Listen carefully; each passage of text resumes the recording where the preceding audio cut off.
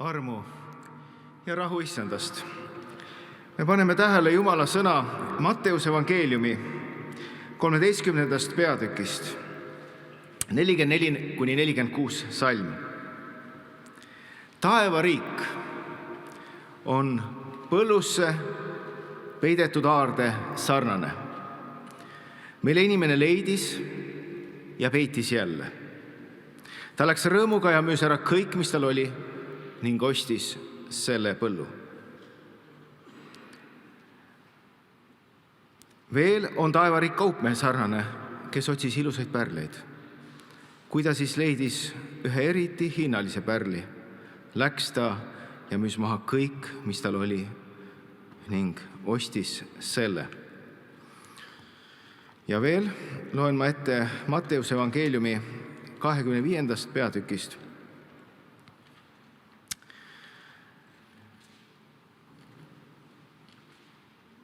14 kuni 23 salm. Sest sellega on lugu just nagu mehega, kes enne võõrsile minemist kutsus oma sulased ja andis oma varandused nende kätte. Ühele andis ta 5 talenti, teisele 2 ja kolmandale 1. Igaühele tema suutlikust mööda ning läks ära võõrsile. Kohe läks see, kes oli saanud 5 talenti ja kauples nendega ning sai teist 5. Nõnda samuti ka 2 talenti saanu sai teist 2 juurde. Aga kes oli saanud 1, läks ja kaevas maasse augu ning peitis ära oma isanda raha. Pika aja pärast tuli nende sulaste isand koju ja nõudis neilt aru. Siis astus ette see, kes oli saanud 5 talenti, lisas sellele teist 5 talenti, ütles: isand, sa andsid mulle 5 talenti ja näe, ma olen saanud teist 5 talenti. Ta isand lausus talle: tubli, sa hea ja ustav sulane, sa oled olnud ustav pisku üle. Ma panen su palju üle, mine oma issanda rõõmupeole. Ka 2 talenti saanu ütles ta ette astudes: isand, sa andsid mulle 2 talenti ja näe, ma olen saanud teist 2 talenti. Ta isand lausus talle: tubli, sa hea ja ustav sulane, sa oled olnud ustav pisku üle, ma panen su palju üle, mine oma isanda rõõmupeole. Siis astus tema ette ka see, kes oli saanud 1 talenti, ütles: isand, ma tean, et sa oled valimees, sa lõikad seal, kuhu sa ei ole külvanud ja kogud seal, kuhu sa ei ole puistanud. Ja ma kartsin, läksin ära, peitsin sinu talendi maa sisse. Vaata, siin on sinu oma. Tema isand aga vastas talle: sa halb ja laisk sulane, sa teadsid, et ma lõikan sealt, kuhu ma ei ole külvanud ja kogun sealt, kuhu ma ei ole puistanud. Siis sa oleksid pidanud mu raha andma pankurite kätte ja tulles ma oleksin saanud oma osa kätte vahekasuga. Aamen.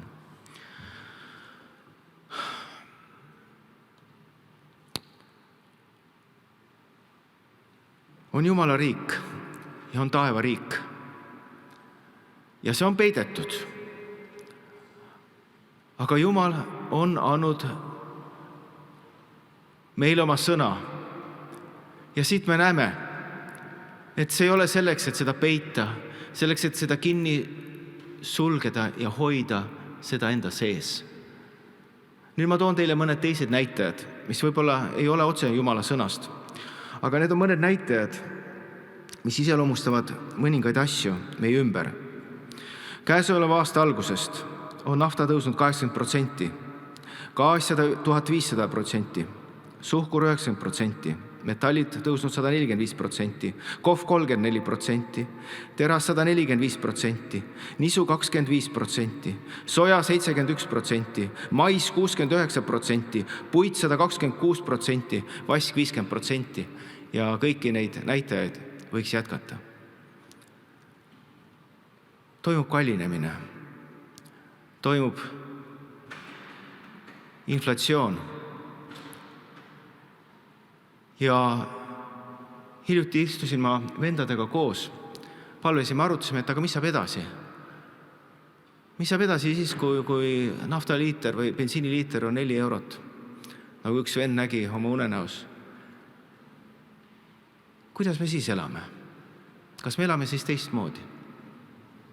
Paljud on oma elektritarvet kas piiranud või vaatavad väga täpselt, mis kellaaeg on paras oma pesumasinad ja muud tarbijad tööle panna.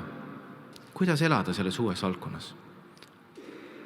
Ja siis me arutasime, mõtlesime, et aga kui Jumal meid kutsub ja kui me tõepoolest tahame kokku tulla ja meie sees on selline igatsus, siis me tuleme, teate, kas või jalgsi. siis me tuleme kas või jalgratastega, aga me tuleme, sest me tahame tulla issanda juurde. Ja see on nüüd see aeg, see hetk, milles me oleme, et saada issandas rikkaks ja tugevaks. Me ei räägi siin nisust, me ei räägi siin sojast, me ei räägi siin naftast, aga me räägime pühast vaimust. Me räägime Jumala tundmisest, me räägime Jumala tunnetust. Mul on nii hea meel, et vend Rait siin on südames ja me saame sellise hea kooli taas, kus me kuuleme Jeesusest, et nagu me oleme sügavuti nendesse Jeesuse asjadesse, et olles õnnistatud, et see on nii hea. See on selle pärlite kogumine, mis praegu toimub. Ja need on need pärlid, mis ei tuhmu. On 2 tüüpi tainast. Õigemini on kui taina sisse on see haputaigen. Ja Jeesus rääkis sellest haputaignast. Ja ta ütles, et millega ma võrdleksin seda Jumala riiki. See on haputaigna sarnane, Luuka 13:20, mille naine võttis, segas 3 vaka jahu sekka, kuni kõik läks hapnema. Ja samas Matteuse 16. peatüki 6. salmis ütleb, vaadake ette, hoiduge varisseride ja sadusaride haputaignast. Nüüd sa võid seda küsida, et aga mis on sellest kasu sellest hinnaliikumistest ja sellest, et mis sa sellest rääkisid? Vaadake, see on see, et me ei tohi karta. Me ei tohi karta proovida. Ja Jumala asjade juures on see hea asi, et kui paljude investeeringute ja paljude asjade juures meil on hirm, et me võime kaotada oma raha. Kui ma inimestega vestlen ja me arutame investeeringuid, siis alati on see küsimus, et kui palju ta talub neid kõikumist. Mis siis, kui varad kukuvad 50%? Mis siis, kui varad kukuvad 30%? Kuidas sa siis teed? Kas sa siis närv läheb araks, müüd sa kõik maha? Või siis vaatad, et vaat kui soodne moment ostan juurde. Aga Jumala investeeringutega on teistmoodi. Jumala investeering on see, et kui sa midagi annad ära Jumala nimel, kui sa riskid, võtad riske Jeesuse Kristuse nimel, siis sinu tulem on alati võidukas. Ja see ületab kõigi nende muude näitajate inflatsiooni. See on nagu Bitcoin, mis tõuseb ja tõuseb ja keegi ei saa aru, mis toimub. Mina ka ei saa aru. Ja võib-olla ma ei peagi aru saama. Aga Jumala riik on veel imelisem kui mingisugune Bitcoin. See on püha. See on Jeesuse Kristuse veri, mis on hindamatu, mis kannatab ära igasuguse kõikumise ja mis on täna meie jaoks valmis pandud. See on see haputaigen, mis kerkib, mis paljuneb. Sa paned haputaignasse natukene seda sisse ja sa saad sellest, see kerkib, see saab suureks leivaks. Elu leib. Jeesus ütles, ma olen elu leib. Ja on olemas teistsugune haputaigen, mis ütleb, et ära proovi. See on mõttetu. Ela ise oma elu. Ole laial teel.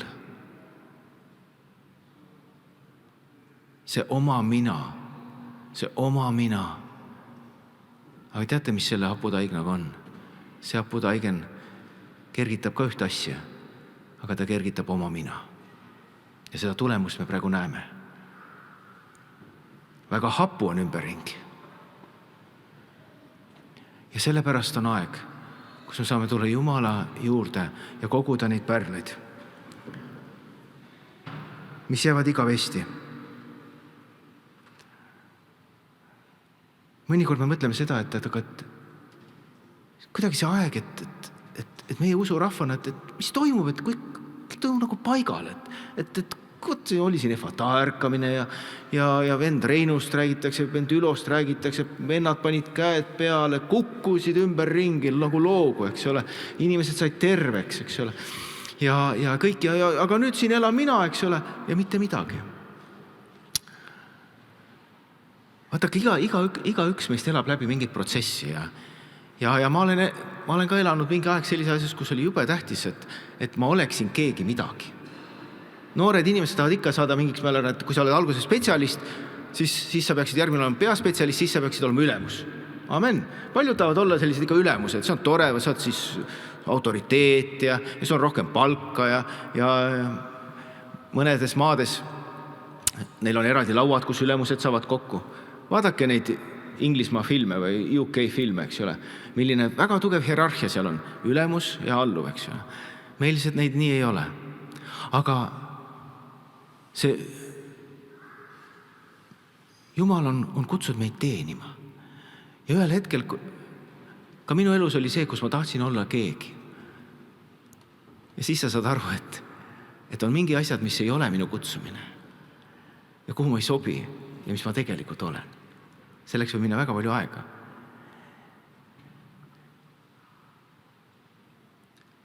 Kui me vaatame, ma toon meie aeg liigub, ma toon ette 2 meest, Jaakob ja Mooses. Ka nende elus oli selline aeg. Kas nad karjatasid inimesi? Ei, nad karjatasid lambaid ja kitsi ja pikalt karjatasid. Poputasid neid, hoidsid neid. Mõlemad olid imelistest kodadest pärit, eks ole. Üks oli lausa Vaarao kojast, teine oli kodukojast. Siin oli pitseri sõrmusega, kõik õigused. Ja siis istuvad ropu töö peal, lammaste ja kitsede keskel. Need, kes on loomaarmastajad, need mõtlevad, et nad on toredad, et nad on nunnud ja ma näen neid koera armastajaid, eks ole, kes igal hommikul lähevad oma koertega välja. Ja mina ei saa aru, kas nemad lähevad koertega välja või koer viib neid välja. Aga see on elu. See on elu, mida inimesed on valinud. Ja see oli elu, mida need pühad mehed ka elasid. Sest enne, kui sa pole lambaid ja kitsi karjatanud, enne sa ei saa minna kuskil edasi. Enne sa pead neid pässe tõmbama nende sarvedest. Need kallid emad, kas teil ei ole mõnikord tunne, et te ei karjata mitte oma mehi ja poegi ja lapsi, vaid te karjatate kitsi ja lambaid? Nagu lambapead. Mina käitun mõnikord nagu lambapea. Ma käitun mõnikord nagu kits. Aga teate, sellel kõigel on tasu. Sest ühel hetkel Jumal viib sind edasi ja annab sulle selle tõelise karja ja tõelise kutsumise ja tõelise nägemuse. Ta viib sind pühaduse sisse. Küll on hea, et meil on hea karjana. Eile ma sain taas ühe jutluse osaliseks. Mul on laupäevad väga armsad, sest pühapäeval ma olen ka tööl. Amen. Pühapäeval on Jumala rahva, inimesed on tööl. Nad teenivad Jumalat. See on ka töö, aga see on hea töö, see on hea ike. Aga laupäev on selline, kus sa tahaks öelda, et jess, nüüd on vabadus. Nüüd on hingamine, eks ole. Ja mul oli see laupäev oli mõeldud ka, et saaks ma hingata, aga võta näpust. Pidi minema tema korvpallivõistlustele. Ja mu poeg ei ole kindlasti mitte staar, ega ta on selline, keda sa pead nagu tõukama, et ta ei ole nii spordilembeline, eks ju. Ja 2 mängu ja hommikul juba vara tõusmine ja minek ja ma tulin sinna saali ja teate, mis mul üllatuseks oli? Üllatuseks oli see, et kuivõrd vähe oli lapse vanemaid seekord tulnud oma lastele kaasa elama. Kui vähe? Ma olin ainuke, praktiliselt üks isa oli veel. Ja siis oli veel vene laste vanemaid oli muuseas. Aga eestlastest ei olnud praktiliselt mitte kedagi. Poisid olid sinna, mõni oli rohkem ullikani, mõni vähem. Ja siis nad pandi mängima. Ja siis ma vaatasin oma pojakest ka ja kus läks lahti? Treener ütleb alguses, et Uuemõis jookse Uuemõis! Ja Uuemõis jookseb nagu Forrest Gump niimoodi ja jookseb sinna ühte serva. Ja siis ta jookseb sinna ühte serva, siis ta unustab ära. Ja natuke pärast ütleb jälle, Uuemõis jookse! Ja Uuemõis jälle jookseb. Umbes 4 korda pidi treener karjuma nende peale, et jookse Uuemõis ja Uuemõis. Ja siis tabas lõpuks joosta sinna õige koha peale. Natuke saa pärast asi muutus. Siis öeldi, et Uuemõis, kus su mees on? Võta ta peale! Seepärast, et korvpallis sa pead võtma teist peale. sa pead vaatama, et ta palli ei saa. Ja siis uuemõis proovis visata, see väike uuemõis ikka, mitte suur uuemõis. See väike uuemõis proovis visata. Viskas mööda, siis treener ütles, julgemalt uuemõis, eks ole. Ja siis tuli selle mängu kulminatsioon, kus see väike uuemõis sai üksinda liikuma, jooksis teistest poistest ära ja viskas oma korvi. 2 punkti ja pärast tuli veel 2 punkti juurde.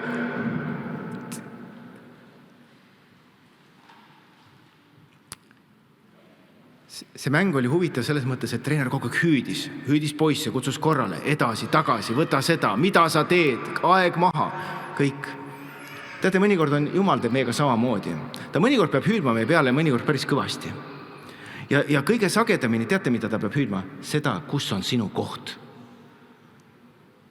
Tunne ära oma koht. Püsi selles. Võta selles kohas see vaenlane kinni, hoia teda kinni. Ära lase vaenlasel üle tulla. See on sinu paik, see on sinu koht. Oleviste kogudus on sinu koht, oleviste paik on sinu koht. Hoia selles künte ja hammaste kinni. Mis siis, et nafta tõuseb? Mis siis, et kõik läheb kallimaks? Mis siis? Aga meie kogume pärleid. Ja eile, kui ma lugesin seda meili, mis treenerilt tuli, teate, see on nagu karjas ja süda, ta ütles, et teate, kõik poisid viskasid punkte, kõik said korvid. Ta ei kirjutanud ära, et mõni mees sai 20 punkti ja mõni sai 4 või 2, aga kõik said. Jumalaga, rahvaga on samamoodi, et kõik saavad, kui sa püsid jääd otsani püsima temasse. Kõik saavad auhinna, kõik pärivad Jumala riigi. Ja sellepärast ära karda, vaid kogu neid pärleid, mille helk ei kustu ja mis viivad sind igavesse ellu. Aamen.